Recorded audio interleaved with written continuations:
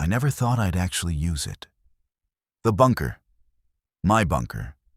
30 years I spent in service to a country that doesn't exist anymore.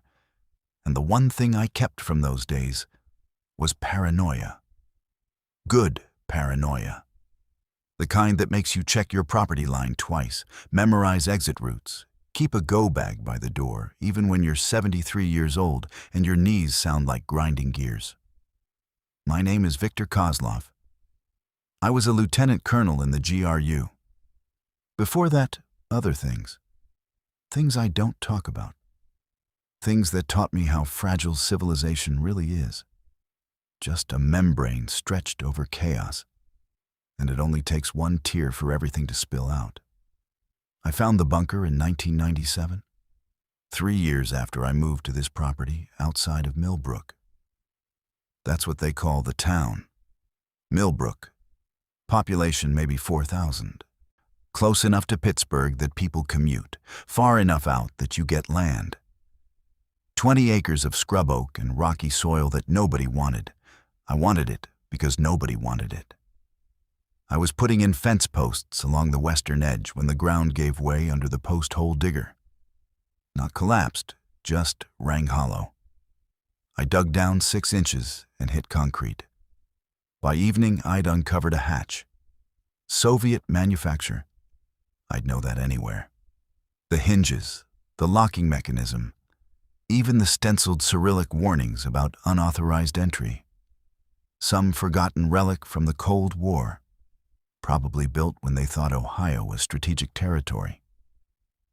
Maybe it was. Maybe we had bunkers under half of America and nobody knew. It took me 2 weeks to get inside. The lock was corroded solid, and I'm old now, not strong like I was. But I got it open, climbed down a ladder that went 15 feet straight into the earth, and found myself in a concrete tube about 30 feet long and maybe 8 feet wide. Curved ceiling, ventilation shafts running up through the rock, emergency lighting that still worked when I replaced the batteries, shelves built into the walls, a chemical toilet in a side alcove, water filtration system connected to an underground spring. Whoever built this meant for someone to survive down here for months. I didn't tell anyone. What would I say? The neighbors already thought I was strange. Russian accent, living alone, no visitors. They'd think I was FSB or worse. Maybe they wouldn't be completely wrong about the second part. So I kept it secret. Started stocking it, slowly. A case of canned goods here, medical supplies there, bottled water, batteries, a hand crank radio, blankets, a camping stove and fuel, books. I treated it like a hobby. Something to do in retirement besides watch my garden grow and listen to my bones ache. I never thought I'd actually need it. The outbreak started somewhere else. China, they said on the news, then India, then everywhere. I watched it on TV for 3 weeks before it reached Pennsylvania. The footage looked fake, people biting each other, running in packs, cities burning. The president said, "Stay calm, stay inside, help is coming." The president was lying or stupid or both. Help wasn't coming. Help was already infected. Millbrook stayed quiet longer than most places. We're isolated. One main road in, one out. The mayor actually had the sense to barricade the highway entrance before it got bad. Kept things normal for maybe 5 extra days. And I used those days to make final preparations. Filled the bunker with everything I could carry. Food, water, ammunition for the rifle I'm not supposed to have, but do. Tools, more batteries. I even brought down my chess set, though I don't know why. Who was I going to play against? On the 6th day, someone infected got through the barricade.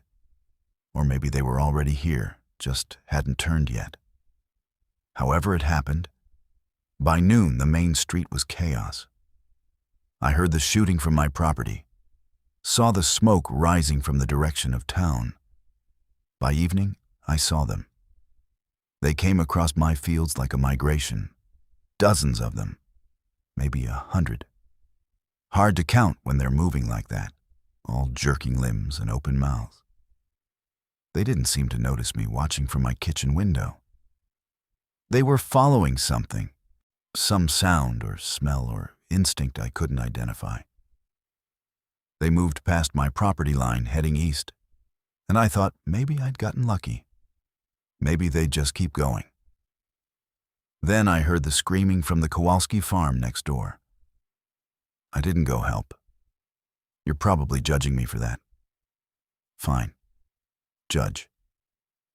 I'm 73, and I spent 40 years learning that heroism gets you killed. The screaming stopped after maybe 2 minutes. By then, I was already in the bunker with the hatch sealed above me. That was 8 days ago. I'm sitting here now at the small folding table I brought down, writing this by the light of an LED lantern. I don't know why I'm writing. Habit, maybe. In the GRU, we documented everything. Every operation, every contact, every dead drop.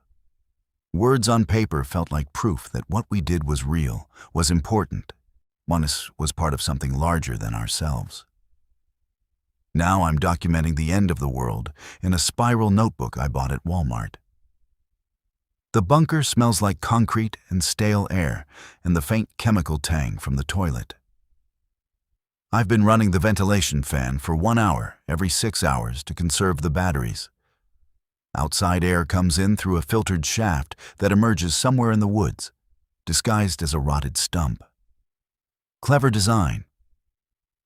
I've checked the periscope mount, just a tube with mirrors that lets me see the surface without exposing myself. And it still works. The view is limited, just my backyard and part of the eastern field. But it's something. Day 1 was just shock. I sat on the cot and stared at the concrete wall and tried to process what was happening. Day 2, I inventoried supplies, and I have food for approximately 4 months if I'm careful. 6 months if I'm very careful. Water isn't a problem. The filtration system works, and the spring hasn't dried up in 50 years, according to the geological survey I found in the county records. Day 3, I started a routine. Wake at 6 o'clock, breakfast, exercise, push-ups, sit-ups, stretches, walking in place because there's not enough room to actually walk. Check periscope. Lunch, read. Check periscope. Dinner, read. Check periscope. Sleep at 2200. Routines keep you sane. I learned that in the gulags. I was never in one, but I sent enough people there to know. Today is day 8, and I'm breaking routine to write because I saw something through the periscope that I need to process. There's a body in my yard. Not infected. Dead. Actually dead. A woman, I think, though it's hard to tell from this angle. She's lying face down about 20 meters from the bunker hatch. She's been there since sometime yesterday evening. I didn't see her fall. I must have been reading. But when I checked at 1800, she was there. Fresh. No visible wounds that I can see. Maybe a heart attack. Maybe she ran until her body gave out. Maybe something else. The infected don't seem to care about her. 3 of them wandered past this morning and didn't even pause. They only want the living. I know this because I've been watching them for 8 days now through that narrow periscope view, and they ignore corpses completely. They're drawn to movement, sound, warmth. The still and silent might as well not exist. I should feel something about the body. Pity, maybe. Horror. But I just feel analytical, clinical. It's a data point, and the infected ignore the dead.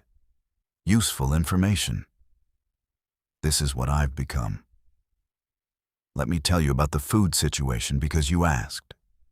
The canned goods I stole, I didn't steal them. Stealing implies taking something that belongs to someone. The owner of Miller's Corner Store was named Dale Miller, and he'd been dead for 2 days when I went in there. I know he was dead because I watched him die through a storefront window. This was day 2 of the outbreak in Millbrook, before I went into the bunker. I needed supplies, and I'd already cleaned out the Walmart on Route 30, or at least grabbed what I could before too many infected showed up. Miller's was closer, smaller, overlooked. I parked my truck behind the building and approached carefully. Dale was inside. I could see him through the glass door, sitting behind the counter like he always did. At first, I thought maybe he was okay. Maybe he'd barricaded himself in. Then I saw the blood on his shirt. Then I saw his chest moving wrong, shallow, wet breathing. He'd been bitten, probably hours ago. He was just sitting there waiting to die. I could have left, should have. But I needed food and he saw me, made eye contact, lifted one hand in a gesture I couldn't quite read, permission maybe, or goodbye, or just acknowledgement that we were both here at the end of something. I went in through the back door. The storage room was untouched. Cases of canned soup, vegetables, beans, fruit. Boxes of crackers and cereal. I loaded my truck quickly, quietly. When I was done, I walked to the front of the store. Dale was still sitting there. His breathing had gotten worse. There was blood on his lips now. "Take whatever you need," he said. His voice sounded like wet gravel. "I already did." "Good." He coughed. More blood. "You're that Russian guy. Live out on Barton Road." "Yes." "You prepared for this?" "More than most." He nodded, smiled a little. "Always thought you were crazy. Guess you weren't." I didn't know what to say to that. We sat in silence for maybe 30 seconds. His breathing got worse. Then he said, "Do me a favor." I knew what he was going to ask. "There's a gun under the counter," he said. "Revolver, I can't. My hands don't work right anymore." "Would you?" "I've killed people before. Many people. In ways I won't describe. But always for reasons, for orders, for purposes I could define even if I couldn't justify. This was different. And this was mercy, and I wasn't sure I had any left in me." "Please," Dale said. I found the revolver, checked the cylinder, loaded. I walked behind the counter. Dale closed his eyes. "Thank you," he said. I shot him in the head. One round, clean. He slumped forward and I left him there. Took the revolver with me. It's in the bunker now, in a plastic crate under the cot along with my rifle, and 200 rounds of ammunition I'm hoping I never have to use. That's how I got the food. Not stealing, salvage. The distinction matters to me even if it doesn't to anyone else. The ventilation fan just kicked on. I can hear it humming in the shaft above me, pulling stale air out and drawing fresh air in through the filters. The sound is comforting, mechanical, reliable. I've started to hate silence because silence means the fan is off, and I'm breathing my own exhaled carbon dioxide and maybe slowly suffocating without realizing it. Paranoia again. Good paranoia. I'm eating 1 meal a day now instead of 3. Easier than I expected. Your stomach shrinks. Hunger becomes just another sensation you ignore, like the ache in your lower back from sleeping on a cot, or the itch in your scalp because you can't shower, only wipe yourself down with wet cloths and baby wipes I bought in bulk at Costco. Today's meal was canned peaches and saltine crackers. Tomorrow will be canned chicken and green beans. I rotate to make sure nothing spoils, though everything down here is canned or dried, so spoilage isn't really a concern. It's more about maintaining variety so I don't lose my mind eating the same thing every day for 4 months. I've lost weight. I can feel it in how my pants hang on my hips. Probably down 10 pounds already. Not from starvation, from stress and reduced calories and the constant low-level fear that never quite goes away, no matter how thick the concrete walls are. The fear isn't about the infected. I've accepted them. They're a hazard like radiation or landmines. Dangerous if you're careless, manageable if you're smart. What scares me is time. How long can I really stay down here? 4 months? 6? Then what? Go outside into whatever's left. Hope the infected have died off or wandered away. Hope someone's organizing relief efforts, rebuilding, restoring order. Hope is a poison for people like me, and it makes you believe in things that probably aren't true. Through the periscope, I can see the woman's body is still there. Birds have started landing on her. Crows, mostly. They're not afraid.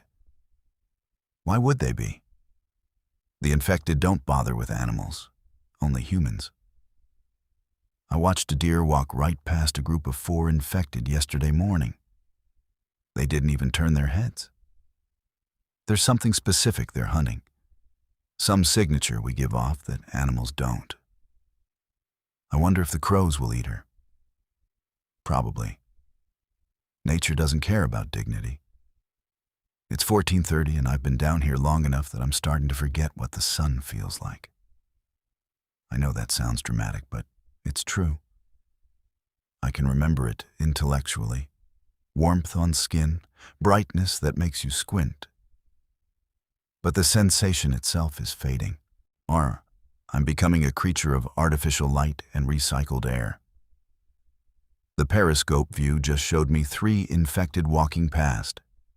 2 men, 1 woman, all of them wearing what used to be normal clothes, jeans, t-shirts, 1 in a UPS uniform.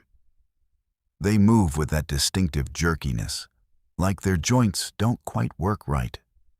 Muscles contracting wrong. Neurological damage, maybe. I'm not a doctor, but I spent enough time around biological weapons programs to recognize when something is attacking the nervous system. They don't decay like regular corpses. That's what I've noticed. 8 days and they still look relatively fresh. Pale, yes. Eyes wrong, too wide, pupils blown out. But not rotting. Whatever this infection is, it preserves the host while hijacking the behavior. Efficient, elegant even, in a horrible way. I need to stop thinking like an analyst and start thinking like a survivor. The difference is, the analyst asks why. The survivor only asks how. How to stay alive, how to stay hidden, how to make 4 months of food last 6. Let me tell you about the weird thing that happened on day 5. I was checking the periscope at 6 o'clock like I always do. The backyard was empty except for the usual debris, leaves, branches, a lawn chair blown over by wind. Then I saw movement at the tree line. Not infected, too purposeful, too cautious. A dog. German shepherd, adult, no collar. It slipped out of the woods and then moved across my yard in a crouch, ears forward, nose working, looking for something. Food maybe, or water. It stopped about 10 meters from the bunker hatch and sat down. Just sat. Looked around. Waited. I watched it for 20 minutes. It didn't move. Just sat there like it was waiting for someone. Eventually it stood, circled the yard once, and went back into the woods. The next morning it came back. Same time, same spot. Sat for 20 minutes. Left. Day 7. Yesterday, it came back again. This time it didn't sit. It walked directly to the bunker hatch, sniffed around the edges, looked right at the periscope. I swear to God it looked right at me. Then it lay down next to the hatch and stayed there for an hour before leaving. I don't know what to do about this. Part of me wants to open the hatch and let it in. Companionship.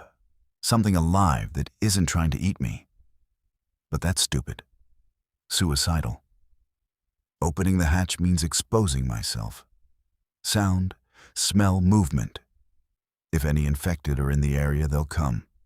And the dog might be infected too, for all I know. Can dogs carry this? I don't know. I haven't seen any infected animals, but that doesn't mean they don't exist. So I do nothing.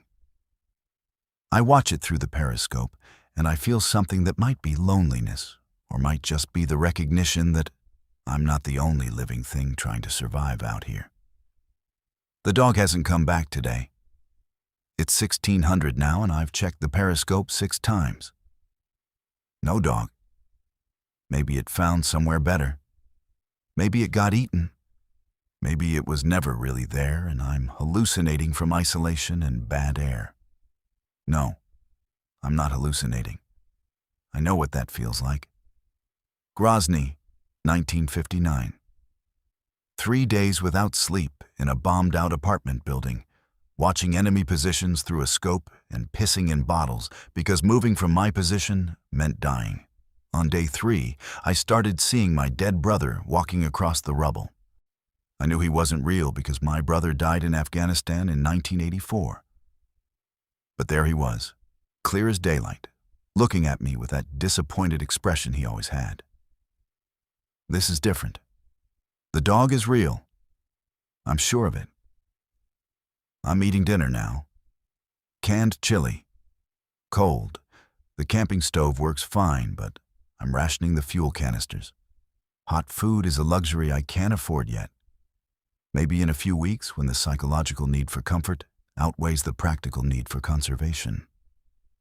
For now, cold chili straight from the can.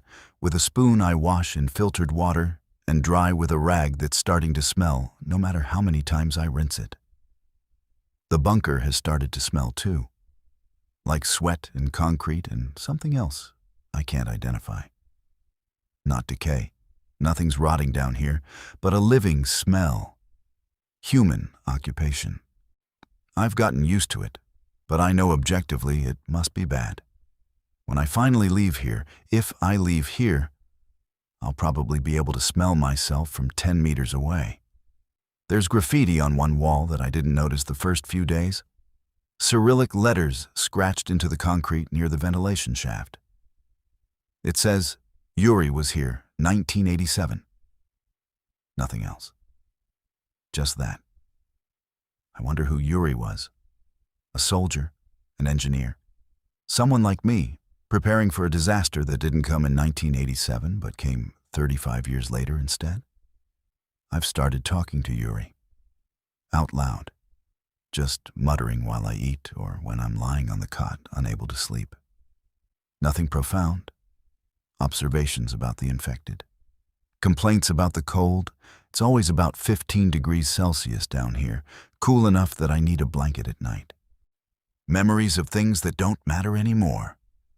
Like I told Yuri yesterday about the time I was stationed in Kiev, and I had an affair with a linguistics professor named Katya. This was 1978. I was 31, and she was 45, and married to a party official who traveled constantly. We'd meet in her apartment on Thursday afternoons when her husband was in Moscow, and we'd make love on her couch while Radio Moscow played quietly in the background. She taught me Ukrainian curse words. I taught her how to field strip a Makarov pistol. It lasted 6 months before her husband found out and had me transferred to East Germany. I haven't thought about Katya in decades. Now I'm talking about her to graffiti in a bunker while the world ends. This is what isolation does. The periscope just showed me something I need to document.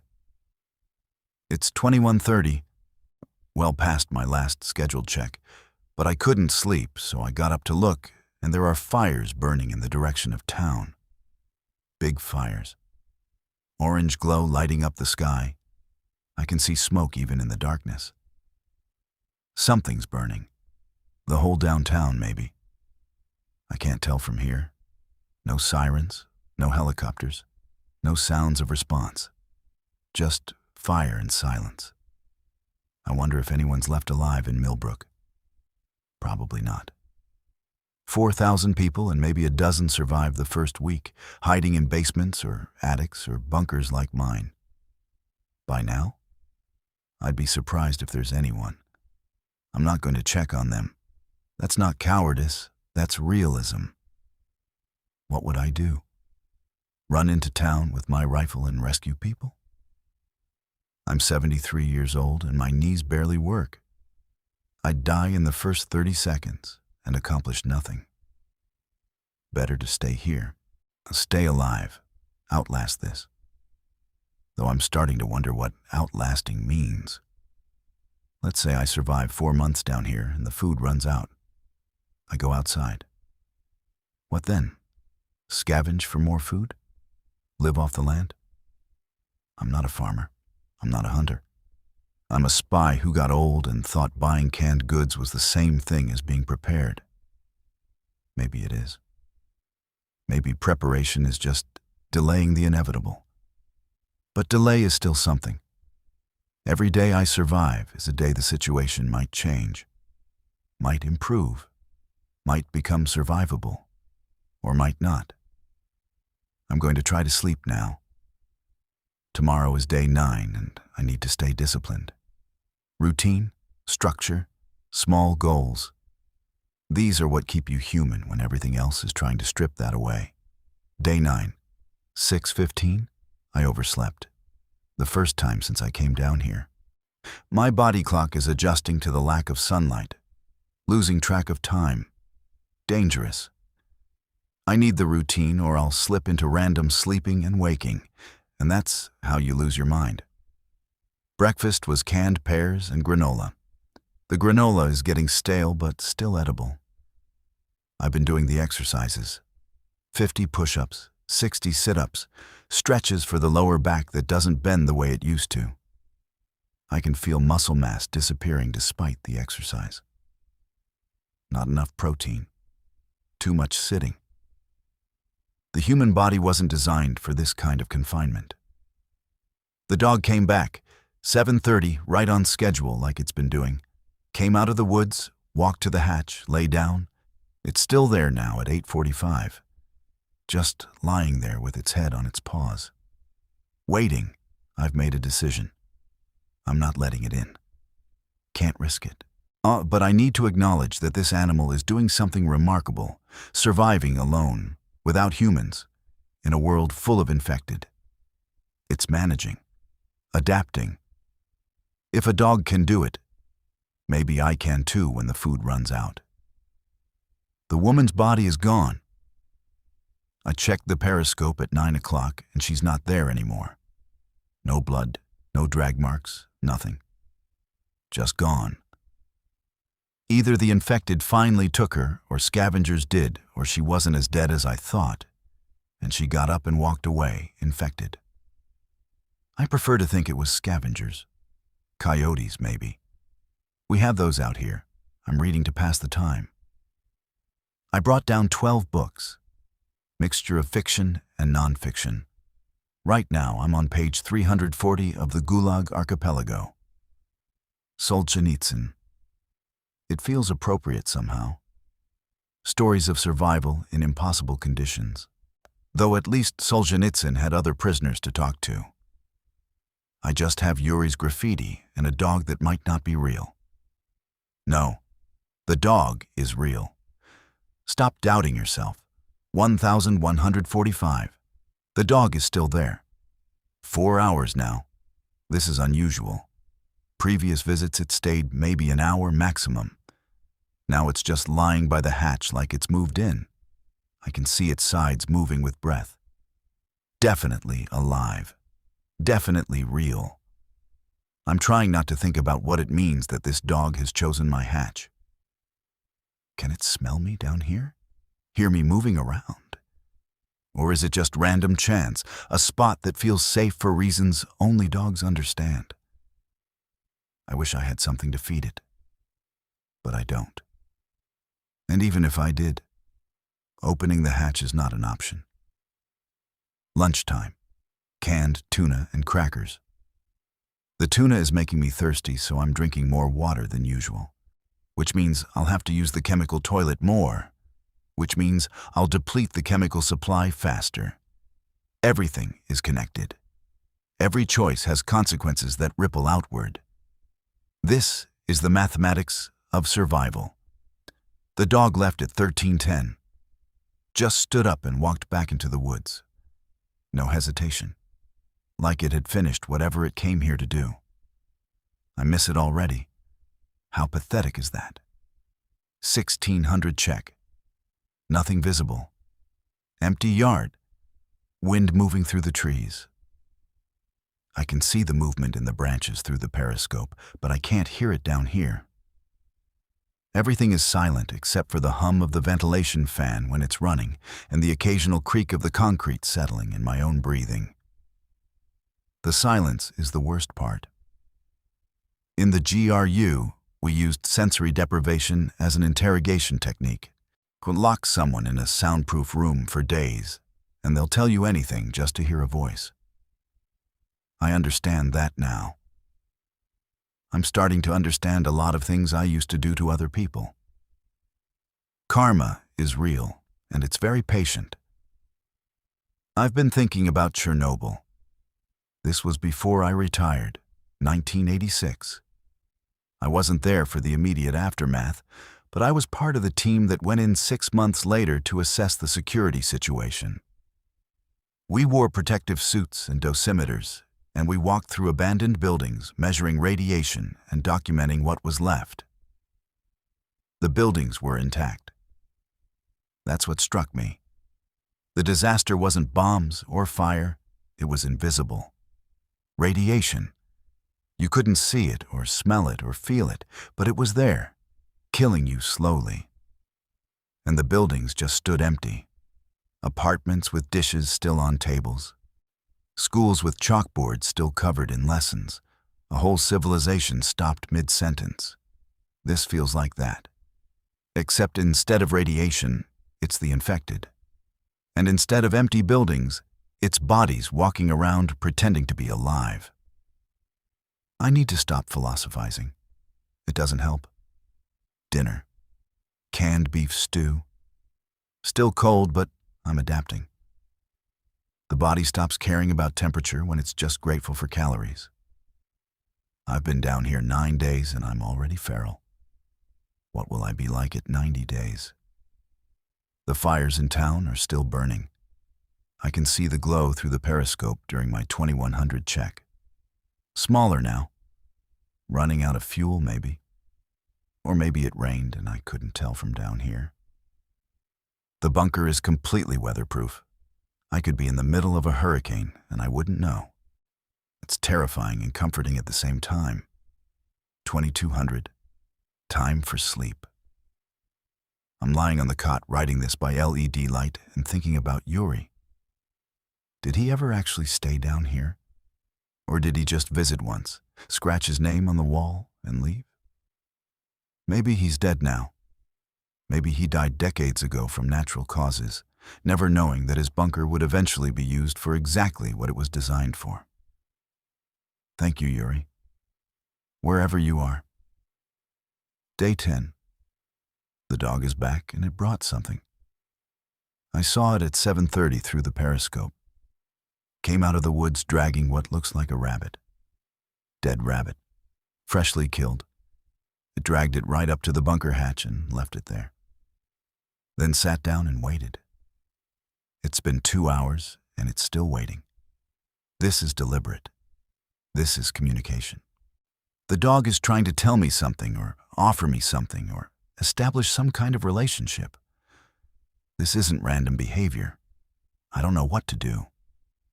The rational part of my brain says, ignore it. Don't engage. Don't give the dog any reason to stay. The emotional part, the part I've been suppressing for 9 days, says that animal is trying to help and refusing help might be the stupidest thing I could do. But opening the hatch is still not an option. Not yet. Not while there's any possibility of infected in the area. The dog just lay down, still watching the hatch. The rabbit is between us like an offering. 10:30. The dog is gone. Left at 9:45. The rabbit is still there. I can see it through the periscope, a gray lump against the brown grass. Dead. Cooling. Will the infected come for it? No, they don't eat regular meat. They only want living humans. So why would a dog bring me food? Because it's smart. Because it recognizes that I'm alive and hidden and might need food. Because in the absence of humans, it's trying to pack bond with the next best thing. Another mammal showing signs of intelligence and intentional behavior. Or I'm projecting human motivations onto animal instinct and going crazy from isolation. Both can be true. I'm eating lunch, but I'm not hungry. Canned chicken noodle soup. It tastes like metal and salt. Everything tastes like metal and salt down here. I think it's the water. The filtration system works, but it doesn't remove minerals, just contaminants. So I'm drinking iron-rich spring water, and it's making everything taste wrong. Small complaints. Meaningless complaints. They're better than thinking about the fires still burning in Millbrook, or the rabbit rotting outside my hatch, or the fact that I haven't heard another human voice in 10 days. I could turn on the radio. I have one. Hand crank emergency radio that gets AM/FM/weather band. But I'm afraid to. Afraid it'll be static. Afraid it'll be emergency broadcasts looping with nobody alive to update them. Afraid it'll be screaming. So I don't turn it on. The periscope just showed me something that made my heart stop. There's a person standing in my yard. Not infected. Living. A man. Maybe 30 years old. Hard to tell from this angle. Wearing a backpack and carrying what looks like a baseball bat. He's just standing there looking around. Careful. Evaluating. He walked to the rabbit. Looked at it. Looked at the hatch. He knows someone's here. I'm holding very still. Not that he can hear me through 15 feet of earth and concrete, but instinct takes over. I'm barely breathing. My hand is on the revolver in the crate beside the cot. He's kneeling now, examining the hatch, touching it, looking for a way to open it. Don't open it. Please don't open it. If you open it, I'll have to decide whether to shoot you or let you in, and I don't want to make that decision. He's standing up, looking around again. He sees something. Turning, walking toward the tree line. There are 3 infected coming out of the woods. He sees them. He's backing up. They're moving faster now. That jerky sprint they do when they sense prey. He's running, heading toward my shed. He's not going to make it. He made it. He's inside the shed. The infected are surrounding it, hitting the walls. I can't see inside, but I can see the whole structure shaking. He's trapped in there. This is not my problem. I can't help him. If I open the hatch, I expose myself. Basic survival mathematics. One unknown man is not worth my life. But I'm still watching. The shed door just exploded outward, and the man came through swinging the bat. Caught one infected in the head. Skull cracked. It went down. He's running again. 2 infected chasing. He's heading for my house, the back door. He's trying the back door. Locked. Obviously locked. Infected are 10 meters behind him. 5 meters. He's smashing the window with the bat. Climbing through. The infected are at the window. They're climbing through after him. I can't see inside the house from here. The periscope angle is wrong, but I can imagine. Man trapped. 2 infected. Baseball bat against bare hands and teeth. Bad odds. They're screaming. I can't hear it, but I can see the window glass vibrating. Movement inside. Something heavy hitting the floor. Silence. 1 infected just came back out through the window. Walking, not running. It's wandering away toward the woods. The other one is still inside. And so is the man. It's 14:20 now, and I've been watching the house for 2 hours. No movement. No sign of the man or the second infected. The first infected wandered off, and I haven't seen it since. The rabbit is still on the ground by the hatch, attracting flies now. Is the man dead? Probably. Nobody survives close contact with 2 infected. Not without serious weapons or training or luck. But maybe, Maybe he killed them both and he's barricaded inside my house right now. Bleeding, terrified, alone. Maybe he's infected and turning, and in 12 hours he'll come out of that window and wander into the woods to find more prey. Maybe he's fine and he's eating my canned goods and sleeping in my bed and congratulating himself on finding shelter. I don't know. I can't know, and it's making me insane. This is why isolation is torture, not the loneliness, the not knowing, the inability to verify what your eyes tell you. Reality becomes uncertain. Did I really see a man? Was he real? Or have I started hallucinating like I did in Grozny? No, he was real. The broken window is real. I can see it from here. Glass on the ground. Curtain moving in the breeze. Real. I'm going to keep watching. 1700. Nothing. No movement from the house. The sun is setting. Soon I won't be able to see anything through the periscope except darkness. I'm turning on the ventilation fan for the evening cycle. The hum is comforting. Routine. Structure. Normal things in an abnormal situation. Dinner will be canned ravioli. I'm not hungry, but I'll eat anyway because discipline matters. Because giving up on routines is how you die down here. The dog hasn't come back today. I wonder if it saw the infected and decided this area isn't safe anymore. Smart dog. 2100 check. Too dark to see details, but I can make out shapes. The house is a black rectangle against slightly less black sky. No lights inside, obviously. No power anywhere. The fires in Millbrook have died down. Just faint red glow on the horizon now. I'm lying on the cot trying to sleep, but my brain won't stop. Thinking about the man. Did he have family? Was he looking for someone? Or was he alone like me, just trying to survive? And if he's alive in my house right now, he has access to my supplies. Not much. I brought most of it down here. But there's still food in the pantry. A few cans, rice, flour. He could last a week on what's up there. Then what? Would he come looking for more? Would he find the bunker? Would I let him in? Day 11? 0630. I overslept again. The internal clock is degrading. I need to be more careful. First periscope check. The house is still there, obviously. But I needed to verify. Needed to see that yesterday wasn't a dream or a hallucination. The broken window is real. The glass on the ground is real. No movement visible. The rabbit is gone.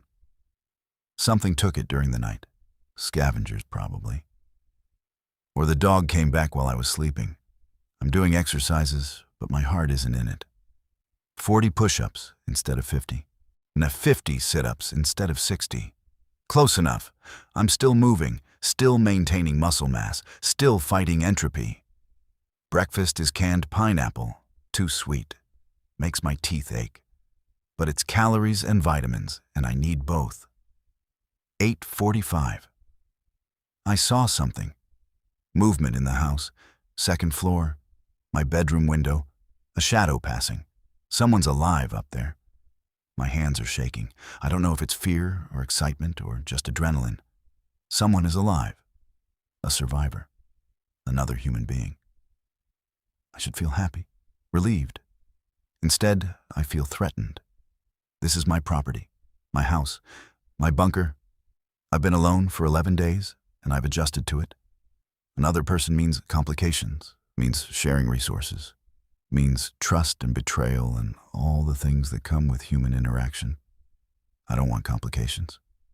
But I'm still watching. 9:30. The shadow moved again. Definitely human. Definitely alive. They're in the bathroom now. I can see the curtain moving. Are they looking for water? Medicine? The medicine cabinet has aspirin, bandages, antiseptic, basic first aid. If they're injured, they need more than that. Not my problem. I'm writing this to remind myself. Not my problem. 11:30. They came outside. Male. Early 30s. White. Brown hair. The same man from yesterday. He's limping, left leg, moving slowly, carrying the baseball bat. He's scanning the area, looking for infected, looking for threats. He's looking at the bunker hatch. He's walking toward it. I've pulled the revolver from the crate. It's in my lap. Safety off. 6 rounds. Center mass if he opens the hatch. I won't hesitate. He's standing over it, looking down, kneeling, touching the edges, trying to find purchase. The hatch is designed to resist opening from outside. Soviet engineering, paranoid engineering, good engineering. He's pulling harder, grunting. I can see the strain in his shoulders. He's not strong enough. The hatch isn't moving. He's giving up. Standing, looking around, frustrated. He's leaving, walking back toward the house. I'm breathing again. That was too close. Way too close. If he'd gotten the hatch open, if he'd started climbing down the ladder, I would have shot him. No warning, no conversation, just shot him. And I don't know if I could have lived with that. Actually, I could have. I've lived with worse. But I'd prefer not to add another body to the count. 1400, he came out again, this time carrying things. A duffel bag from my closet. He's loading it with supplies. Food from the pantry, probably. Smart, efficient, survival behavior. He's leaving my property, heading south through the fields, limping but moving steadily. Good. Go. Survive somewhere else. I watched until he disappeared into the tree line. Then I watched for another hour to make sure he wasn't coming back. He didn't. I'm alone again. I should feel relieved. I feel disappointed instead. How fucked up is that? The rest of day 11 passes slowly. I read. I eat. I check the periscope every hour. No dog, no survivors, no infected. Just empty yard and darkening sky. At 2100, I break my rule and turn on the radio. Static on AM. Static on FM. Static on weather band. Nothing. No emergency broadcasts. No survivors broadcasting coordinates. No military telling people to head to evacuation centers. Just static. I turn it off after 5 minutes. The silence is better. Day 12. The dog is back. 7:15. Right on schedule. No rabbit this time. Just the dog, sitting by the hatch, waiting. I've decided to name it. I know that's stupid. Naming something implies relationship, attachment, vulnerability. But I'm doing it anyway because I need something to care about besides my own survival. The dog's name is Laika, after the Soviet space dog. The first animal to orbit Earth. The one that died up there alone. Seemed appropriate. Leica stayed until 9:30, then left. Same pattern as before. I wonder where it goes. Does it have a den somewhere? A safe place? Or is it just wandering, surviving moment to moment like everything else? I'm running low on coffee. This is a crisis I wasn't prepared for. I brought instant coffee, 30 packets, thinking it would last months. But I've been using 2 packets a day instead of 1, and now I'm down to 8. At current consumption rate, I have 4 days of coffee left. Then what? Cold turkey withdrawal while trapped in a bunker? That sounds like hell. I need to ration better. 1 packet per day starting now. Make it last. This is what survival comes down to. Not dramatic life or death choices. Just small decisions about coffee. Lunch is canned corn and crackers. The corn is too salty. Everything is too salty. I'm craving fresh food. Fruits, vegetables, meat that doesn't come from a can. I'd kill for an apple right now. Just 1 fresh apple. But I won't kill. I'll just sit here and crave and cope. 15:45 periscope check. Movement at the tree line. Not the dog. Something bigger. I'm watching. It's a deer. Female. Whitetail. She's walking into the yard. Cautious, ears twitching, she stops, looks around, resumes walking. There are 3 infected behind her. They're not chasing her. They're just walking in the same direction. She doesn't run. They don't attack. They pass within 3 meters of each other, and neither reacts. I was right. The infected don't care about animals. Only humans. The deer crosses the yard and disappears into the woods. The infected follow minutes later, not tracking her, just happening to go the same direction. Random movement, no coordination, no intelligence. Just biological machines following stimulus patterns I don't understand.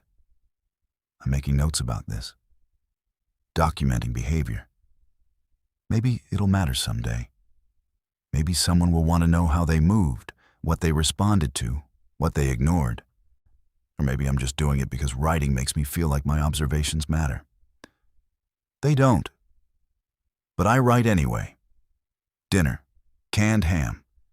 Disgusting but protein-rich. I'm chewing slowly, making it last, trying to convince my body that this is satisfying. It's not working. I've been down here 12 days, and I'm fantasizing about food. Real food. My mother's borscht. That Georgian restaurant in Moscow that made khachapuri so good you'd burn your mouth because you couldn't wait for it to cool. The black bread Katya used to buy from the market, still warm, with butter melting into it. I'm torturing myself with memories. But what else do I have? 21:30. The house is dark. No sign of the man. He's probably kilometers away by now. Probably dead. Probably shambling through the woods with blown-out pupils and broken neurology, not hunting for the next living thing to bite. Or maybe he made it. Maybe he found other survivors. Maybe he's somewhere safe right now, eating real food and drinking clean water and congratulating himself on escaping the crazy Russians' property. Good for him if he did. I'm trying to sleep, but the cot is uncomfortable and my mind is racing, and I keep thinking about Laika. Why does that dog keep coming back? What does it want from me? Companionship, maybe. Same thing I want from it. But I can't give it that, not without exposing myself, not without risk. So we'll just keep being alone together. Me in my hole, the dog on the surface. 2 mammals trying to survive the end of the world. Day 13. I'm sick. Woke up at 4 o'clock with my stomach cramping. Made it to the chemical toilet just in time. Vomiting. Diarrhea. And then everything coming out both ends for an hour. Food poisoning, maybe. One of the cans was bad. Or the water filtration system is failing. Or I'm just falling apart because the human body wasn't designed for this. It's 8:30 now, and I'm lying on the cot feeling like death. No energy, dizzy, dehydrated. I've been sipping water, but it's not staying down. This is bad. This is very bad. If I can't keep water down, I'll be dead in 3 days. I need to think. What did I eat yesterday? Canned ham for dinner, canned corn for lunch, coffee, crackers. Nothing that seemed off, nothing that tasted wrong beyond the usual metallic tinge. The water. It has to be the water. I'm crawling to the filtration system. Every movement is agony, but I need to check. The intake valve looks normal. The filter cartridge looks normal. But there's sediment in the collection tank, more than usual. Brown sediment settling at the bottom. The spring is contaminated, or the filter is compromised. Either way, I've been drinking tainted water. I have bottled water. Emergency supply. 20 liters. I've been saving it for when the filtration system fails completely. Looks like that day is today. I'm opening a bottle, sipping slowly. The water is warm and tastes like plastic, but it's clean. I can feel it settling in my stomach. Staying down. Better. I'm going to sleep now. Let my body recover. The periscope checks can wait. Routine can wait. Survival means knowing when to push through and when to rest. This is a rest moment. 16:30. I woke up feeling slightly less like death. Still weak, still nauseous, but functional. I managed to eat a few crackers, and they stayed down. The filtration system is definitely contaminated. I've shut it off completely. I'm on bottled water only now. 20 liters. At 1 liter per day, that's 20 days. Less if I get dehydrated again. This changes the math. I thought I had 4 months of food and unlimited water. Now I have 4 months of food and 20 days of water. The limiting factor just shifted. I need to find more water, which means going outside, which means exposing myself. Not yet. 20 days is enough time to think, to plan, to wait and see if the situation changes. But eventually, yes, I'll have to leave the bunker. The realization sits in my gut like a stone. Periscope check at 1700. Leica is back, sitting by the hatch, waiting for me like always. I wish I could tell it I'm sick. I wish I could explain why I can't come out. I wish a lot of things. Laika stays until 1845, then leaves. Later than usual. Maybe it knows something's wrong. No, it's a dog. It doesn't know anything. I'm projecting again, but it felt like it knew. Dinner is a granola bar and sips of bottled water. My stomach can't handle more. I'm losing weight faster now. I can feel my ribs through my shirt. My belt is on the tightest notch, wasting away in a concrete tube. What a way to go. No, stop thinking like that. You've survived worse. Chechnya, Afghanistan briefings. That winter in Vladivostok when the heat failed and it was -40 outside. You survived all of it. You'll survive this. I'm talking to myself now. Out loud, having arguments with my own doubts. Is this madness or coping? Both, probably. Day 14. 2 weeks in the bunker. I feel better today. The stomach cramps are gone, and I managed to eat half a can of peaches for breakfast. Kept it down. Progress. The contaminated water is a problem, but not an immediate crisis. I have time. I have options. I can boil water if I need to, use the camping stove to sterilize the spring water. That uses fuel but extends the bottled water supply. Or I can ration more strictly, half a liter per day instead of 1. Survivable for a while. Or I can leave the bunker and scavenge for bottled water. Millbrook has a grocery store. Had. Probably empty now. Probably full of infected. But maybe not. Maybe there are still cases of water on the shelves, overlooked in the panic. I'm not ready to leave yet. But I'm thinking about it. Planning. Mapping routes in my head. The store is half a kilometer south. I could make it there in 10 minutes if I ran. But I can't run anymore. My knees won't allow it. Walking, maybe 15 minutes. 30 minutes round trip if nothing goes wrong. Everything will go wrong. But I'm still planning. 9:45 periscope check. 2 infected walking across the yard. They're moving slowly, aimless. No prey to chase. They wander past without stopping. I've noticed they move in patterns. Not coordinated, they're not communicating, but statistical. Like they're doing random walks that occasionally cluster. Probability curves made flesh. This might mean something. Or it might mean nothing. I'm documenting it anyway. Laika arrived at 10:30, later than usual. No offering today. Just sitting, watching the hatch. I put my hand on the concrete above me, directly under where the dog is sitting. Like I'm reaching through the earth to touch it. Stupid gesture. Meaningless. But it made me feel slightly less alone. Laika left at 1300, 3 hours. The longest visit yet. I think the dog knows I'm here. I think it's choosing to stay because it knows, or I'm losing my mind. Hard to tell the difference anymore. Lunch is canned chicken and rice. Cold, bland, fuel for the machine that is my body. Nothing more. I'm reading Solzhenitsyn again. The chapter about the Czechs who maintained their humanity through small acts of kindness. Sharing bread, teaching languages, telling jokes in the dark.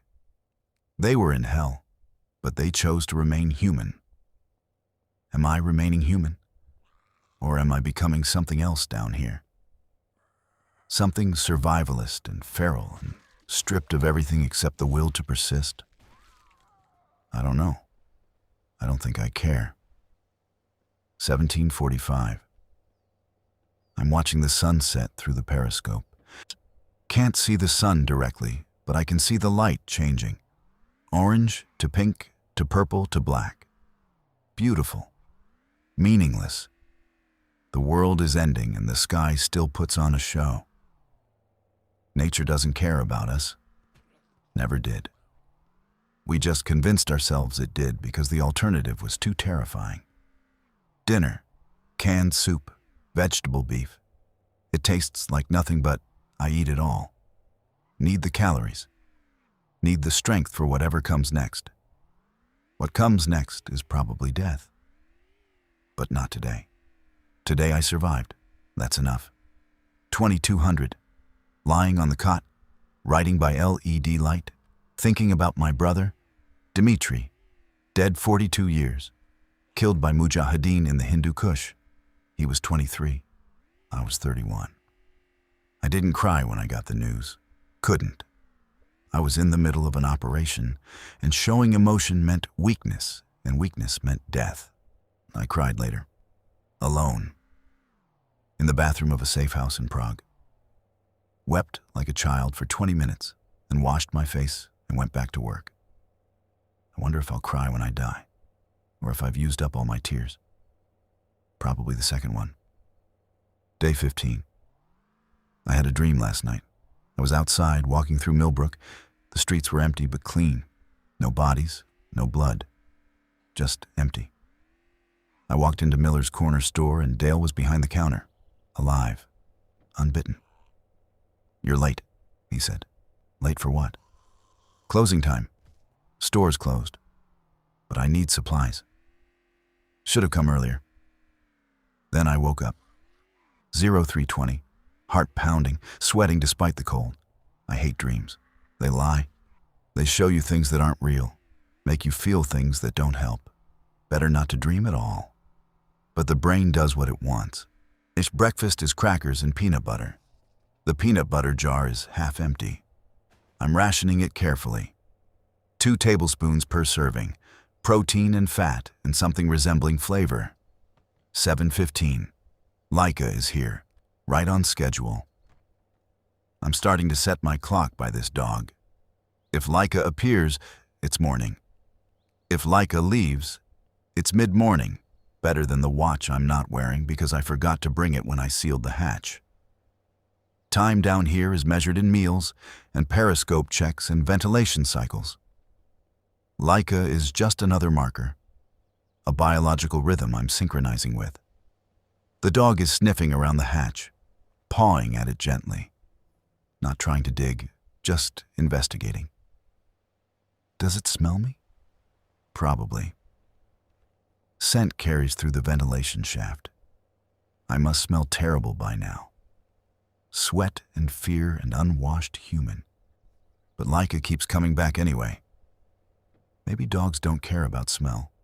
Maybe they're just happy to find anything alive and recognizable. I miss dogs. I never had one. Too much traveling, too much secrecy, too much risk of vulnerability. But I always liked them. Honest creatures. No deception, no hidden motives. Just loyalty and appetite and simple needs. Unlike humans. Unlike me. Leica left at 9:40. I'm alone again. 12 o'clock. Periscope check. There's a car on the road, or what used to be the road. It's moving slowly, weaving. I can see it through the trees at the edge of my property. It's going to crash. It crashed. Ran off the road into a ditch, stopped. No movement. I'm watching. The driver's door opened. Someone climbed out. Male, young, maybe 20, stumbling, not infected, wrong movement pattern, drunk maybe, or injured, or exhausted. He's looking around, disoriented. He starts walking toward my property. Here we go again. He's crossing the field, slow, erratic.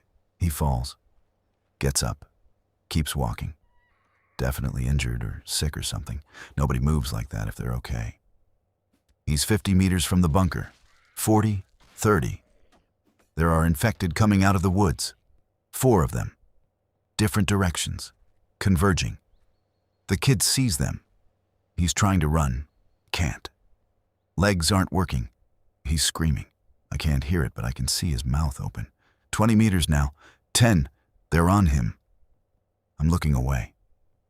I don't need to see this. I've seen enough violence, enough death. I know what's happening without watching. When I look back, it's over. The kid is down. The infected are crouched around him. Feeding. No, not feeding. Biting. Infecting. Spreading the contagion. Within minutes, they lose interest. Stand up. Wander away. The kid is still lying there. He's going to turn. Maybe he already has.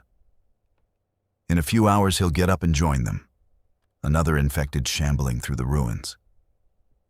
I feel nothing watching this. No horror, no pity. Just clinical observation. Documentation. This is what I've become. 1600. The kid got up. Took 3 hours. Now he's one of them. Walking with that distinctive jerk, pupils blown, humanity gone.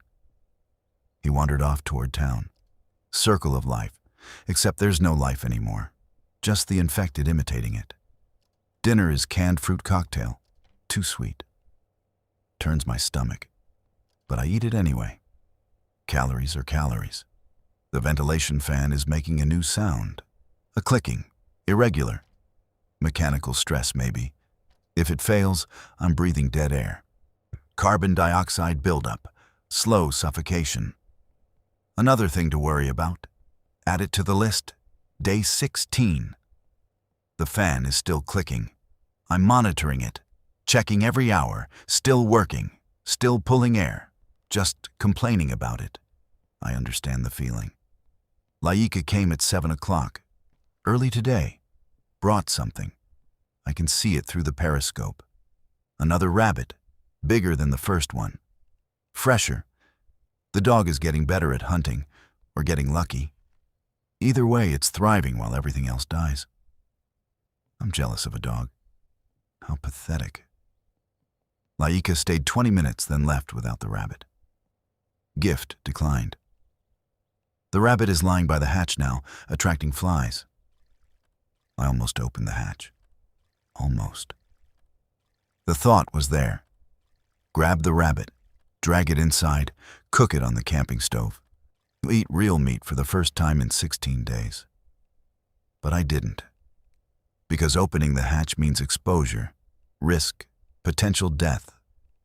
So the rabbit stays outside and I stay hungry. Discipline over desire. The foundation of survival. But God, I'm so hungry.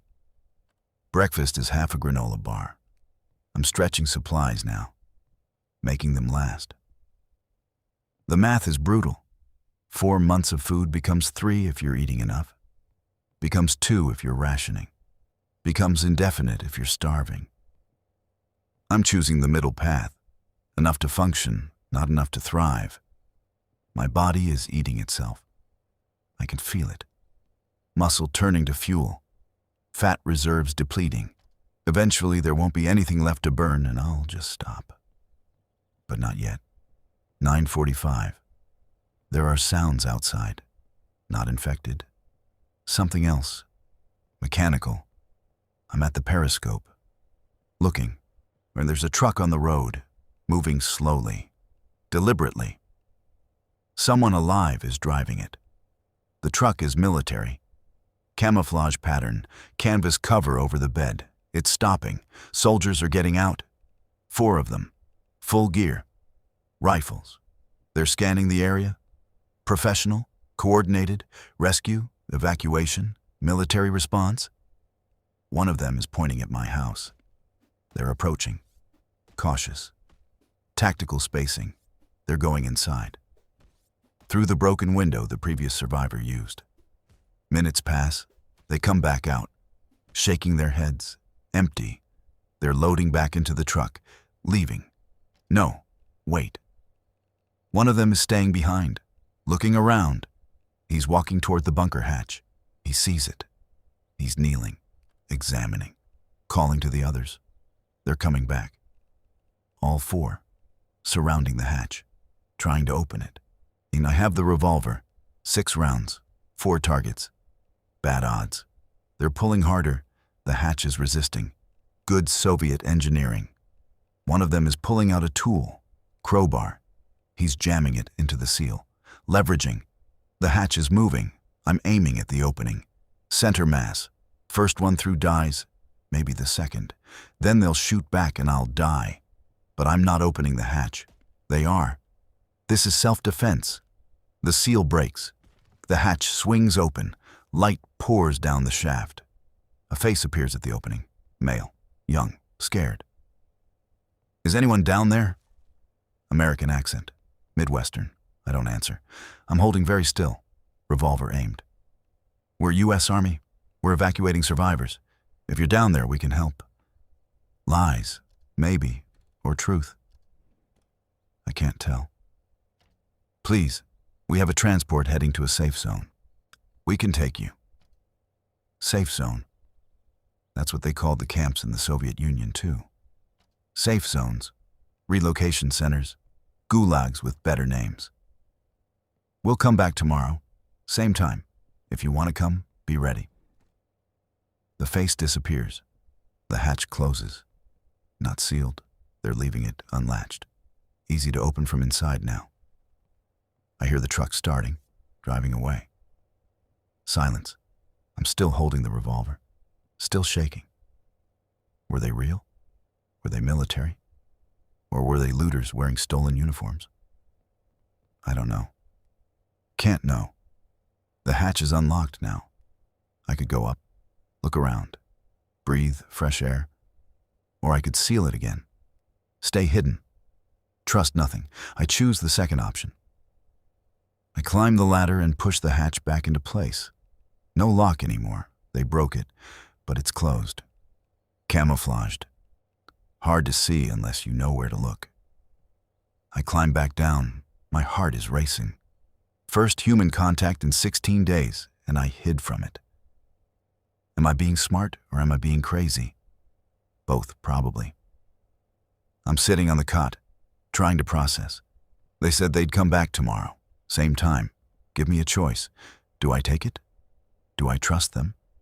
Do I abandon the bunker and risk exposure for the possibility of rescue? Or do I stay here and slowly starve in the dark? 24 hours to decide. I'm not ready. Thanks for watching, guys. I will be back with another story.